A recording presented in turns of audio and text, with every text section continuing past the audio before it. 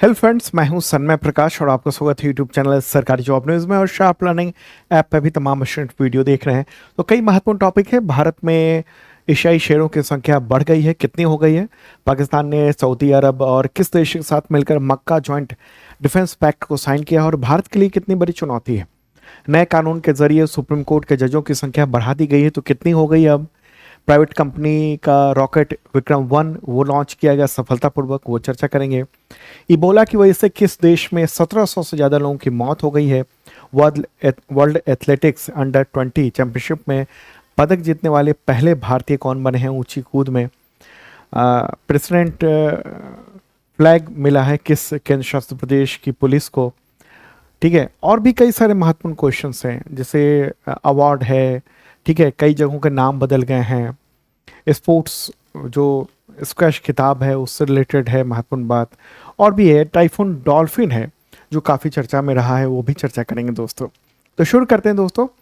और पहला important question लेते हैं। प्रश्न यहाँ पर होगा कि 16वें राष्ट्रीय आकलन के अनुसार वर्ष 2025 में यानी पिछले साल भारत में एशियाई शेरों की कुल संख्या कितनी दर्ज की गई? आंसर क्या होगा? 891 टोटल ये है। ओके, तो विश्व शेर दिवस था ना 10 अगस्त को, उसी के दौरान भारत सरकार ने ये डेटा जारी किया है। और ये मुख्य तौर पर भारत में जो एशियाई शेर की जो प्रजाति पाई जाती है वो गुजरात के गिर और ग्रेटर गिर क्षेत्रों में पाई जाती है। बाकी अलग दूसरे चिड़ियाघर में देखते हैं तो वो अलग बात है। तो इसका क्षेत्रफल भी अब बढ़ गया है, करीब 35,000 वर्ग किलोमीटर का हो गया है। तो एशियाई शेरों की जनसंख्या का ये 16वां आकलन था, जो कि आकलन किया गया है कब से कब तक? 10 से 13 मई तक गुजरात के 11 जिलों में। और इसमें प्रत्यक्ष बीट सत्यापन पद्धति का उपयोग किया गया है। 2025 के जो लेटेस्ट आंकड़े हैं उसमें आप देख रहे हैं 891 टोटल संख्या हो गई है। अच्छा, इससे पहले 2020 की अगर बात करेंगे, उस समय शेरों एशियाई शेरों की जो संख्या थी वो 674 थी, 674 थी। ठीक है, तो अब ये संख्या बढ़ी है, एक बेहतर बात देखने को मिल रही है। अच्छा, इसके संरक्षण जो है ना उसके लिए ये गणना मुख्य तौर पे की गई थी। ठीक है, प्रोजेक्ट लाइन जो शुरू किया गया था ना 15 अगस्त सन 2020 को, तो उसी के तहत आगे का काम ये सब चल रहा है। एशियाई शेर जो है एक शेरों की उप प्रजाति है। वैज्ञानिक रूप से इसको पैंथोरा लियो पर्सिका के नाम से जाना जाता है। और इसकी एकमात्र प्राकृतिक वन आबादी जो है ना वो भारत में मुख्य तौर पे गुजरात के सौराष्ट्र वहां पर पाई जाती है। और ये प्रजाति IUCN के रेड लिस्ट में लुप्त प्राय के रूप में भी सूचीबद्ध है। चलिए आगे बढ़ते हैं। अगला क्वेश्चन है कि विश्व शेर दिवस कब मनाया जाता है? तो वो मनाया जाता है 10 अगस्त को। और इस बार की जो थीम है वो क्या है? सुरक्षित आवास, समृद्ध वन्य जीव, शेरों के अस्तित्व के लिए सह अस्तित्व। ये है इस बार की थीम। क्या है? सुरक्षित आवास, समृद्ध वन्य जीव, शेरों के अस्तित्व के लिए सह अस्तित्व। ठीक है,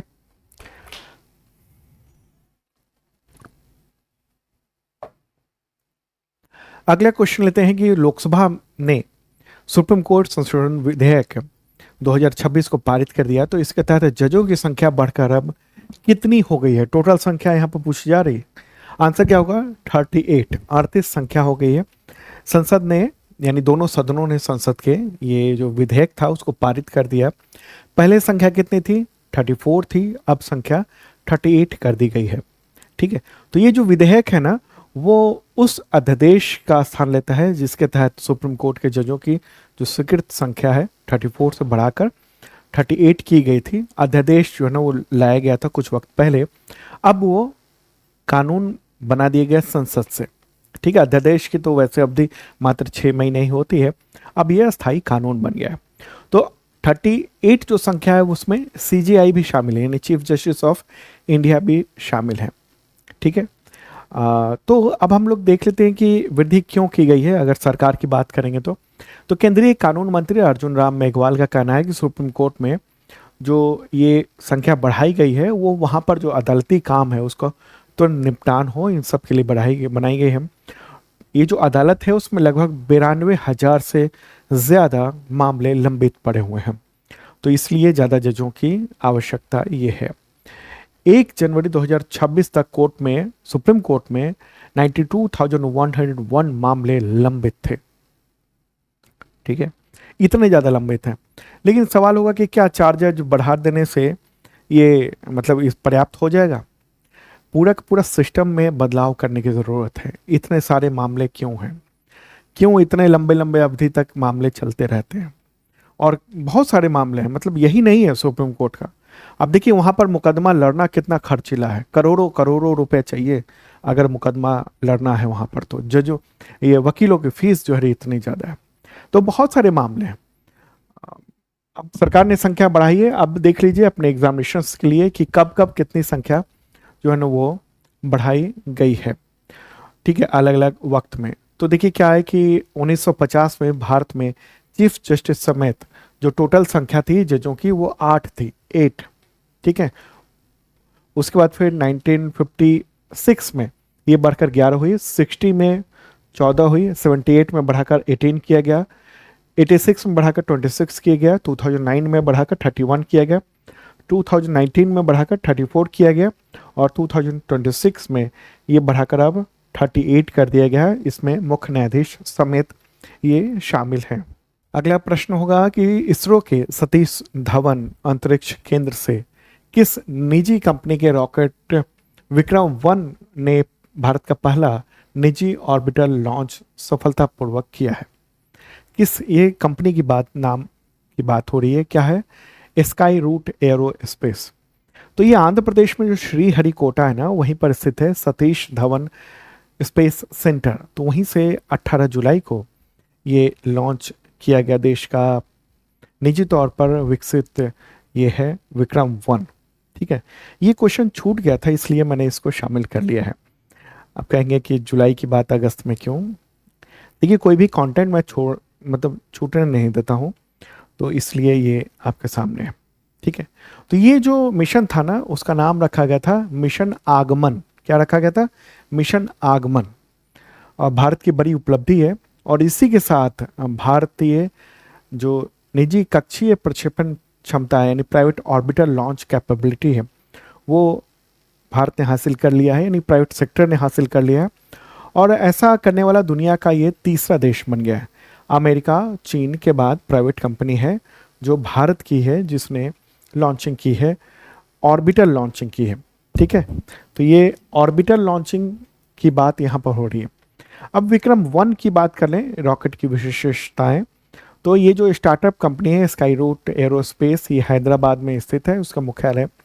नामकरण इस रॉकेट का जो किया गया वो भारतीय अंतरिक्ष कार्यक्रम के जो जनक थे डॉक्टर विक्रम साराभाई, उन्हीं के सम्मान में रखा गया था। कितनी ऊंचाई ऊंचा है? करीब 22 मीटर ऊंचा है। तो लगभग आप समझ सकते हैं कि 7 मंजिला ऊंचा है। Multi stage orbital launch vehicle है। पेलोड क्षमता इसमें लो अर्थ ऑर्बिट में 350 किलोग्राम वजन ले जाने तक का है। मुख्य कार्य इसका है कि छोटे जो उद्देश्यों के जो सैटेलाइट हैं यानी स्मॉल सैटेलाइट हैं उसको पृथ्वी की निचली कक्षा में स्थापित करना। इससे पहले विक्रम एस भी भेजा गया था 2022 में, लेकिन वो सब ऑर्बिटल रॉकेट था। ठीक है, तो वो सब ऑर्बिटल रॉकेट था, उसमें ये मकसद नहीं था कि पृथ्वी की कक्षा में कुछ स्थापित करें, बल्कि अंतरिक्ष की जो सीमा है, ठीक है, करीब 89.5 किलोमीटर या 100 किलोमीटर, तो वहाँ जाकर और अपने इंजन वगैरह की परीक्षण किया था। ठीक है, तो वो सब ऑर्बिटल था विक्रम एस। यहाँ पर देखिए ये ऑर्बिटल ये रॉकेट था, ऑर्बिटल लॉन्च है। मतलब ये हुआ कि जब कोई रॉकेट जो है ना वो किसी सैटेलाइट को या कोई भी पेलोड है उसको अंतरिक्ष में इतनी तेज गति से ऊंचाई पर ले जाता है कि वो पृथ्वी के गुरुत्वाकर्षण के कारण वापस न गिरे, बल्कि पृथ्वी के चारों ओर अस्थायी कक्षा में ऑर्बिट में चक्कर लगाने लगे, तो उसको ऑर्बिटल लॉन्च कहते हैं। चलिए आगे बढ़ते हैं, लेकिन उससे पहले आपको बता दूं कि अगर आप करंट फोर्स की शानदार तैयारी करना चाहते हैं तो शार्प लर्निंग ऐप है गूगल प्ले पर, उसके ज़रिए तैयारी कर सकते हैं। 2 तरह के बैचेज हैं यहाँ पर। एक है बेसिक मेंबरशिप बैच जो कि एसएससी, टीचर, रेलवे, पुलिस इन सब के लेवल का है, और दूसरा है आईपीएस लेवल का। ठीक है, और अभी जो है ना वो ऑफ़र चल रहा है, इंडिपेंडेंस ऑफ़र चल रहा है, तो इसमें प्राइस बहुत ज़्यादा गिर चुके हैं, काफ़ी डाउन है, तो ज्वाइन कर सकते हैं आप। ठीक है। और आईएसपीसीएस वाला जो है ना महत्वपूर्ण है, आप इसमें स्टेटमेंट वाइज क्वेश्चंस की तैयारी कराई जाती है आप सबके लिए। तो ज्वाइन कर सकते हैं आप, शार्प लर्निंग ऐप है, इस वीडियो डिस्क्रिप्शन में मैंने लिंक दे दिया है, या फिर आप गूगल प्ले पर सर्च करके वो ज्वाइन कर सकते हैं। ठीक है, चलिए आगे बढ़ते हैं। अगला क्वेश्चन है कि केंद्रीय मंत्रिमंडल ने प्रधानमंत्री किसान कल सम्मान निधि यानी पीएम किसान योजना को कितने वर्ष के लिए बढ़ाने को मंजूरी दी है? 5 वर्ष के लिए मंजूरी दे दी है बढ़ाने को। और ये न्यूज़ भी आप देख रहे हैं। तो ये पीएम किसान योजना 2026-27 से अब 2030-31 तक मंजूरी मिल गई है। ओके, तो सरकार का कहना है कि मंत्रिमंडल ने, मतलब केंद्रीय मंत्रिमंडल ने इस विस्तार के लिए रकम के आवंटन को भी मंजूरी दे दी है। रकम करीब 3,15,614 करोड़ के आसपास है। अगर इस योजना की बात करें तो पात्र जो किसान परिवार हैं उनको हर साल 6,000 रुपये की राशि दी जाती है। 3 बराबर किश्तों में मिलती है। सीधे आधार से जुड़े हुए जो बैंक अकाउंट है उसमें डीबीटी यानी डायरेक्ट बेनिफिट ट्रांसफ़र के ज़रिए भेजा जाता है। ठीक है, अब तक करीब 4.5 लाख करोड़ रुपए के आसपास रकम ट्रांसफर की जा चुकी है किसानों के अकाउंट में। आगे बढ़ते हैं और अगला क्वेश्चन बहुत ही महत्वपूर्ण है। किस देश में इबोला वायरस के प्रकोप की वजह से 1700 से ज़्यादा लोगों की मौत हो गई अभी हाल ही में? आंसर क्या होगा? DRC Congo. न्यूज़ भी आप देख रहे हैं। डीआरसी जो कांगो है ना, उसका जो ईस्टर्न हिस्सा है वहाँ पर ये यानी पूर्वी हिस्से में बहुत बुरी तरीके से ये इबोला वायरस वहाँ फैला हुआ है। बुरी हालत है वहाँ पर। एक बार मैप के ज़रिए देखते हैं, फिर चीज़ों को बेहतर ढंग से आप समझ पाएंगे। ठीक है, तो ये रहा अपना प्यारा भारत और चलते हैं कहाँ? अफ्रीका की ओर। अफ्रीका में है डीआरसी कांगो। अफ्रीका का जो एक तरह से बीचों बीच कह सकते हैं आप, वो है। देखने में आपको लगेगा बीच में है, लैंडलॉक्ड है, लेकिन एक्चुअल में ये लैंडलॉक्ड कंट्री नहीं है।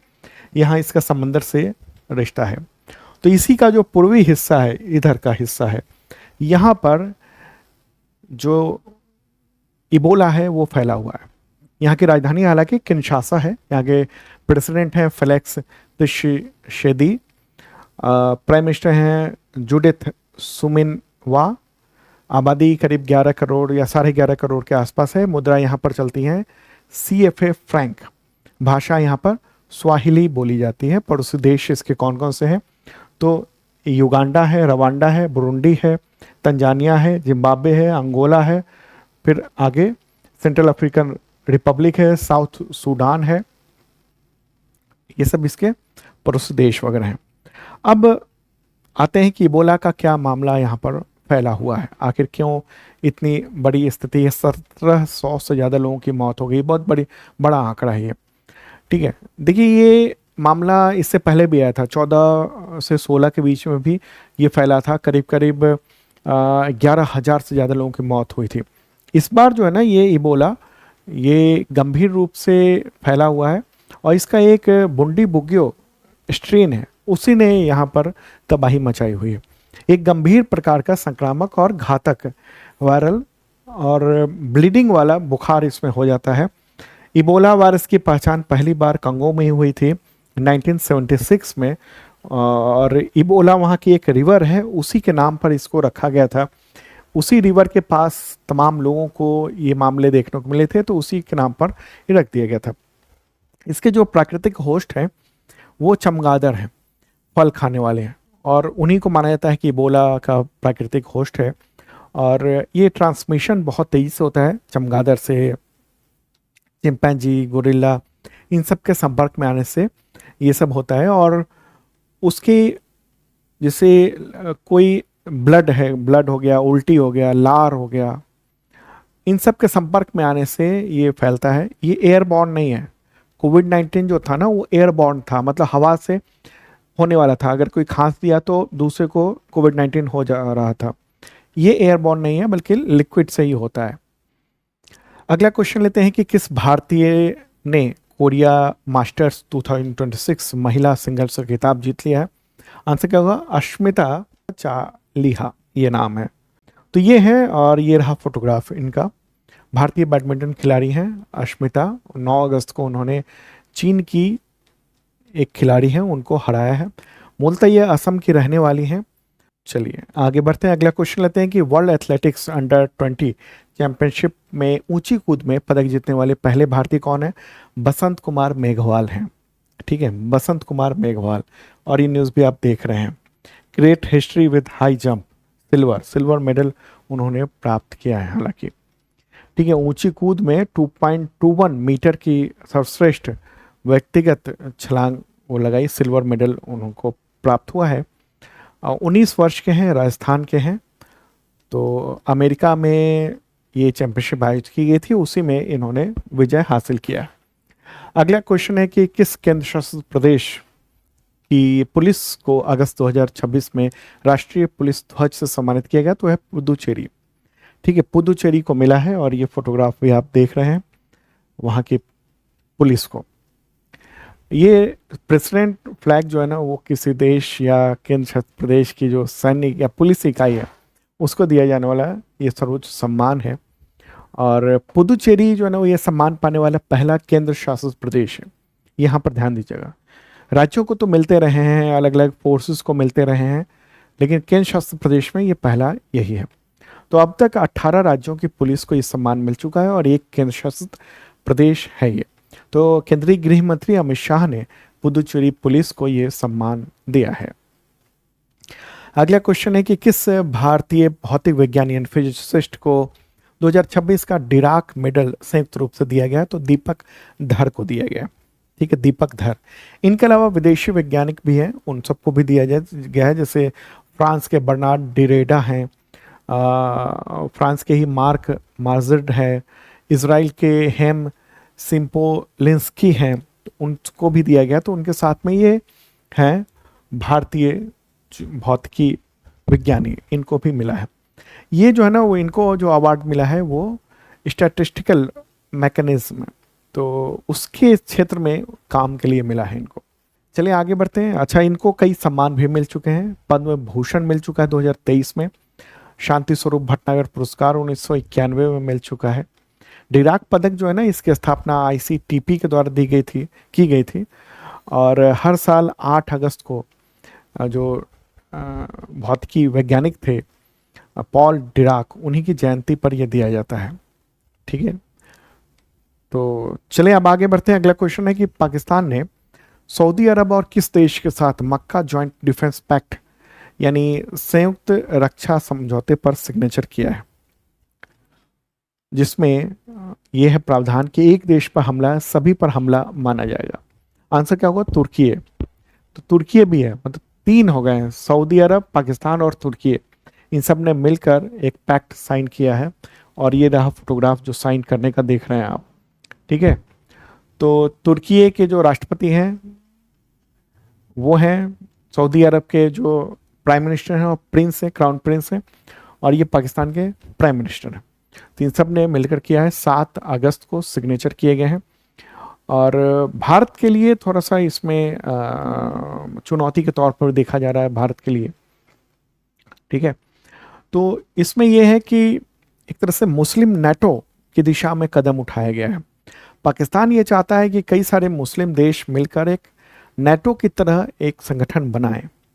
ठीक है, तो अब इनमें जो कौन कौन से देश हैं और किसको शामिल करने की कोशिश की गई है, एक तो ये देख रहे हैं आप, ये है पाकिस्तान, इसको ये तो खुद शामिल है, फिर सऊदी अरेबिया है और इधर ये तुर्की है। तो इन तीनों ने किया। इसमें इजिप्ट जो यहाँ पर है ना, इजिप्ट, इसको भी शामिल करने की कोशिश थी, लेकिन इजिप्ट ने फिलहाल अभी कहा कि नहीं अभी हम नहीं इसमें जाएंगे। तो ये समझौता एक तरह से नेटो की तरह है। ठीक है, और जरूरत पड़ने पर एक दूसरे देशों को सैन्य मदद करेंगे। पैक्ट में नियम है खासतौर पर, जो मैंने पहले बताया कि एक पर हमला होता है तो उसको तीनों देशों पर हमला माना जाएगा।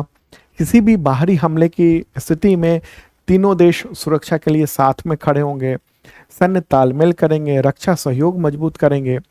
तीनों देशों की जो सीमा है उस मतलब तीनों देश मिलकर जवाब देंगे, इससे जवाब और कठोर देने की कोशिश करेंगे। आतंकवाद और दूसरे मुद्दों पर भी बातचीत करेंगे और काम करेंगे। ठीक है, अब क्यों ये रक्षा समझौता देखने को मिल रहा है? नए इस जो ऐसे ही वक्त में आया है जब अमेरिका की जो सुरक्षा नीति को लेकर दूसरे देश सवाल उठा रहे हैं। सऊदी अरब और कुछ हद तक तुर्की ये लंबे समय से अमेरिका को अपना सुरक्षा सहयोगी मानते रहे हैं, लेकिन जब से डोनाल्ड ट्रंप आए हैं ना सत्ता में अमेरिका में, उसके बाद से अमेरिका की जो विदेश नीति है वो अनिश्चित हो गई है। पहले यहाँ सऊदी अरब हो गया, यूएई हो गया, कतर हो गया, कुवैत हो गया, इराक हो गया, मतलब ईरान को छोड़ के इन सब देशों को संरक्षण देने का काम अमेरिका किया करता था। वहाँ की जो सत्ता है, वहाँ पर जो बैठे टॉप पद पर जो हैं राष्ट्राध्यक्ष हैं, उन सबको सुरक्षा देने का काम अमेरिका किया करता था। लेकिन अमेरिका ट्रंप जब से आए हैं तब से उनकी जो नीति बदली है उसमें यह है कि हम क्यों खर्च करें आपके लिए। तो ये ऐसे में इसी वक्त में अब देखिए कि क्या हो रहा है, इधर पाकिस्तान ने इनिशिएट किया और ये सब एक नया पैक्ट ये है। अब इसमें आप दिखाएंगे कि सऊदी अरब का क्या है सैन्य स्थिति, पाकिस्तान के पास कुछ हद तक है सैन्य ताकत, तुर्की के पास और भी ज़्यादा है। तुर्की जो है ना वो डिफेंस इक्विपमेंट का बहुत बड़ा एक उत्पादक है और निर्यातक भी है। ठीक है, तरह तरह के उसने जेट बनाए हुए, फाइटर जेट है, इसके अलावा बहुत तरह के हथियार वो बनाया हुआ है। ठीक है, तुर्की। सऊदी अरब को एक्चुअल में ज़रूरत थी, पहले सऊदी अरब ने पाकिस्तान के साथ ये डील साइन की थी, बाद में अब ये मक्का पैक्ट हो गया, तुर्की के साथ मिलकर हो गया। तो ये तीनों देश है ना वो ये सब जो है वो मिडिल ईस्ट में, मतलब इन सब का इजराइल और ईरान से तनाव लगातार बढ़ता है। ठीक है, इसलिए भी ये देखा जा रहा है। भारत के लिए क्या चिंता की बात है? भारत के लिए ये चिंता की बात ये है कि पड़ोस में देश है ये पाकिस्तान, तो अब कभी भी कुछ इस तरह की चीज़ें होती हैं तो सऊदी अरब तो नहीं कुछ करेगा, लेकिन तुर्की हो सकता है कि सीधे तौर पर पाकिस्तान की मदद के लिए सामने आ जाए। ठीक है, अभी तक जो भी पाकिस्तान से भारत का जो द्वंद्व या भारत के साथ जो उसका टकराव रहा है उसमें बाकी देश नहीं आते थे सीधे तौर पर। ठीक है, पिछले दिनों जो ऑपरेशन सिंदूर हुआ उसमें टेक्नोलॉजी के मामले में चीन ने, बताया जाता है कि चीन ने पाकिस्तान को बहुत मदद की थी ऑपरेशन सिंदूर के दौरान। अब यहाँ तुर्की उसके साथ ये देखने को मिलेगा। ये भी कहा जा रहा है कि इजिप्ट भी था, लेकिन भारत के दबाव में इजिप्ट ने यानी मिस्र ने इसमें शामिल होने से एक तरह से मना कर दिया था, कहा था कि अभी नहीं, अभी बाद में हम करेंगे इस पर।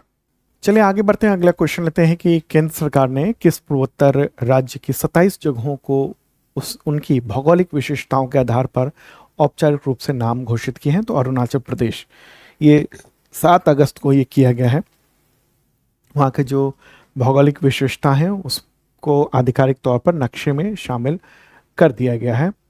ठीक है, इससे क्या होगा, सरकारी एक रूपता आएगी रिपोर्ट्स में तमाम में। ठीक है, और तो चीन भी पहले जारी करता रहा है नाम, चीन का दावा रहा है अरुणाचल प्रदेश पर, भारत हमेशा ये खारिज करता रहा है, भारत का ही हिस्सा है पूरी तरह से अरुणाचल प्रदेश। लेकिन ये नाम जारी करने के बाद फिर से चीन ने आपत्ति जताई है और भारत ने, विदेश मंत्रालय ने इस पर कहा कि भाई हमारा हिस्सा है और ये अखंड हिस्सा भारत का ही है, भारत का एक राज्य है। तो ये पूरा नाम उसके यानी अरुणाचल प्रदेश के तमाम हिस्सों का नाम ये सब बदला गया है।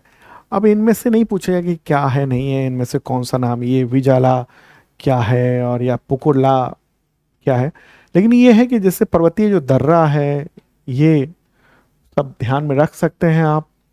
ठीक है, सरोवर है वो ध्यान में रख सकते हैं, युद्ध स्मारक को ध्यान में रख सकते हैं, बस इतना आप देख लेना। अगला क्वेश्चन लेते हैं कि फीसू ये विश्वविद्यालय स्क्वैश खिताब यानी वर्ल्ड यूनिवर्सिटी स्क्वैश ये जीतने वाले पहले भारतीय कौन बने? सूरज कुमार चंद, इन्होंने ये जीत हासिल की है, गोल्ड मेडल जीता है, मुंबई के रहने वाले हैं ये मूलतः। तो इन्होंने फाइनल में हंगरी के खिलाड़ी को हराया और ये खिताब जीत लिया है। अगला क्वेश्चन है कि एबेलार्डो डे ला एस्प्रिएला उन्हें किस देश में 36वें राष्ट्रपति के रूप में शपथ ली है? तो कोलंबिया। दक्षिणपंथीय नेता हैं, कोलंबिया में इन्होंने जीत हासिल की है 7 अगस्त को, और 7 अगस्त को इन्होंने शपथ ले ली है। ठीक है, तो ये राष्ट्रपति बन चुके हैं वहाँ के कोलंबिया एक बार मैप के जरिए देखेंगे। प्यारा भारत है अपना, दक्षिण अमेरिका जो महादेश है ना, वहीं पर है कोलंबिया, वेनेजुला के बगल में है। ठीक है, अभी भूकंप भी आया है वहां पर तगड़ा। तो ये वेनेजुला है, ये कोलंबिया है। ठीक है, ये वाला जो हिस्सा देख रहे हैं आप, ये कोलंबिया एक देश है दक्षिणी अमेरिका में। अगला क्वेश्चन है कि केंद्र सरकार ने किन दो राज्यों में चांदीपुरा वायरस के प्रकोप से निपटने के लिए राष्ट्रीय संयुक्त प्रकोप प्रतिक्रिया दल उसको तैनात किया है? आंसर क्या होगा इसका? राजस्थान और गुजरात, ये दोनों, यानी बी और सी वो दोनों सही आंसर होंगे। चांदीपुरा वायरस ये फैला हुआ है अभी अगस्त में, और ये टीम भेजी गई है, उसमें अलग अलग जो सेंटर्स हैं, इंस्टीट्यूट्स हैं, तो उन सब के जो विशेषज्ञ हैं उनको वहाँ पर भेजा गया है। ठीक है, तो ये है बच्चों में ये फैला हुआ है, ये इंपॉर्टेंट बात, चांदीपुरा वायरस का संक्रमण देखने को मिल रहा है। ठीक है, राष्ट्रीय रोग नियंत्रण केंद्र उसकी टीम गई है, पशुपालन विभाग के विशेषज्ञ इसमें ये गए हैं। ये बीमारी जो है ना, वायरस, वो मुख्य तौर पर 15 साल से कम उम्र के बच्चों को प्रभावित करता है। ये एक सैंड फ्लाई होता है, सैंड मक्खी, उस या फिर टिक, उसके काटने से फैलता है चांदीपुरा वायरस।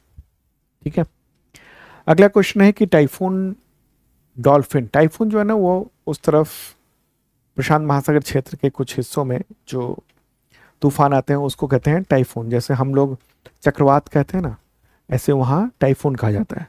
तो टाइफून डॉल्फिन ने अगस्त 2026 में किन देशों को प्रभावित किया जिससे वहाँ पर तबाही हुई? आंसर क्या होगा? जापान, चीन, फिलीपींस और ताइवान। ठीक है, तो ए और बी ये दोनों ये होंगे, ए और बी दोनों होंगे। तो टाइफून ये डॉल्फिन है, प्रत्यक्ष या अप्रत्यक्ष रूप से दोनों ये एक तरह से दक्षिण पूर्व एशिया के प्रमुख देशों को इसने प्रभावित किया है। 8 अगस्त को जापान की ओर करीब 200 किलोमीटर की स्पीड से बढ़ा था, करीब 2.5 लाख से ज़्यादा लोगों को सुरक्षित स्थान पर भेजा गया।